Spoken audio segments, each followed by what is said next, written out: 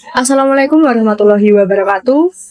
Kami akan membahas kasus korupsi Chromebook yang dilakukan oleh mantan Mendikbudristek Nadiem Makarim yang akhir-akhir ini menjadi perbincangan publik pada media. Nama Nadiem terseret kasus dugaan korupsi pengadaan laptop Chromebook yang diberikan ke sejumlah sekolah pada masa pandemi. Kejaksaan Agung menduga adanya kemufakatan jahat karena proyek ini dilakukan tanpa proses lelang. Berikut kami berikan video korupsi laptop Chromebook oleh mantan Mendikbudristek Nadiem Makarim. Nama Nadiem terseret kasus dugaan korupsi pengadaan laptop. Mantan Mendikbudristek Nadiem Makarim terseret dalam kasus dugaan korupsi pengadaan. Nama mantan Menteri Pendidikan, Kebudayaan, Riset dan Teknologi Mendikbudristek Nadiem terseret kasus dugaan korupsi pengadaan laptop. Proses pelelangan biasa. Dan Kejaksaan Agung akan memeriksa mantan staf khusus Mendikbudristek era Nadiem Makarim. Kejaksaan Agung menetapkan mantan Menteri Pendidikan, Kebudayaan, Riset dan Teknologi Nadiem Anwar Makarim. Kejaksaan Agung menetapkan mantan Menteri Pendidikan, Kebudayaan, Riset dan Teknologi Nadiem Anwar Makarim sebagai tersangka kasus dugaan korupsi pengadaan Chromebook dalam program digitalisasi pendidikan pada tahun 2019 hingga 2022. Penetapan tersangka disampaikan langsung oleh Kepala Pusat Penerangan Hukum Kejaksaan Agung, Anang Supriyatna, pada Kamis 4 September 2025. Lantas, bagaimana tanggapan masyarakat terhadap kasus ini? Berikut bersama rekan kami, Argatia Juni Pamungkas. Assalamualaikum warahmatullahi wabarakatuh. Perkenalkan, nama saya Argatia Juni Pamungkas. Saya dari kelompok 3. Dan di sini saya akan mewakili kelompok 3, akan mewawancarai seorang mahasiswa di salah satu Universitas Malang dengan topik korupsi, yaitu kasus studi korupsi pengadaan Chromebook yang terjadi di Kemendikbudristek. Dengan Kak siapa di sini? Oke, halo semuanya. Perkenalkan, nama aku Ambar Puspitasari. Kalian bisa panggil aku Ambar. Aku adalah salah satu mahasiswi hukum di Universitas di Malang. Baik, di sini dengan Kak Ambar ya. Ya, betul. Di sini saya akan mengajukan beberapa pertanyaan mengenai korupsi yang tentunya. Sebelumnya apakah Kak Ambar mengetahui tentang kasus korupsi pengadaan Chromebook yang dilakukan oleh Menteri Pendidikan di Indonesia? Oke, dari kasus Chromebook yang tahu lagi viral ya, ini memang tahun ini lagi happy banget. Itu merupakan kasus yang terbesar juga, itu dari mantan pendidikan kita, ada Pak Nadiem Makarim ya. Itu sangat-sangat besar banget, sekitar triliunan ya kayaknya itu. Betul sekali nih Kak. Kerugian negara yang disebabkan oleh korupsi ini sangat besar sekali. Kemudian bagaimana sih pandangan kakak terhadap keterlibatan Nadiem Makarim dalam kasus ini?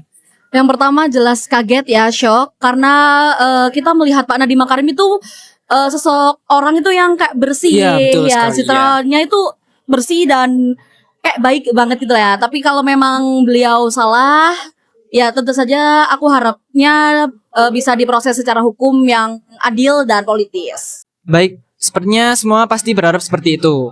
Pertanyaan selanjutnya nih, apakah menurut Anda kebijakan digitalisasi pendidikan melalui Chromebook sebenarnya ide yang baik? Oke, menurut aku pribadi, kalau untuk ide digitalisasi ini merupakan program yang bagus ya. Mengenal di Indonesia ini pendidikannya sangat ketinggalan banget sama negara luar. Iya. Tapi jikalau infrastruktur ini tidak ada kejujuran juga pasti bakal korupsi ya kan. Sama ini lagi, dan banyak di daerah desa-desa atau pelosok-pelosok yang mungkin tidak ada internet ya. Belum ada internet, betul, belum ada internet atau kurang, jadi mungkin penyebaran ini kurang maksimal. Oke, selanjutnya menurut kakak nih, apa dampak kasus ini terhadap kepercayaan masyarakat terhadap dunia pendidikan dan pemerintah? Oke, menurut aku dampaknya cukup besar atau bahkan sangat besar ya. Apalagi masyarakat melihat pemerintah sekarang, kataku gak percaya lagi ya karena adanya ini. Kan seharusnya Menteri Pendidikan itu menjadi sektor yang bersih, mendorong, mencerdaskan. Malah kena korupsi gini jadi kotor. Saya gak percaya lagi. Oke, selanjutnya apa sih peran kakak sebagai mahasiswa terhadap kasus Chromebook yang terjadi pada Kementerian Pendidikan ini? Oke, sebagai mahasiswa kita punya peran penting ya menjadi pengawas sosial. Kemudian kita bisa menyuarakan kebijakan pemerintah itu lewat media sosial. Itu paling kenceng ya menurut aku kalau sekarang. Terus kita bisa ikut mencegah ini dengan kegiatan yang menolak di kampus itu bisa.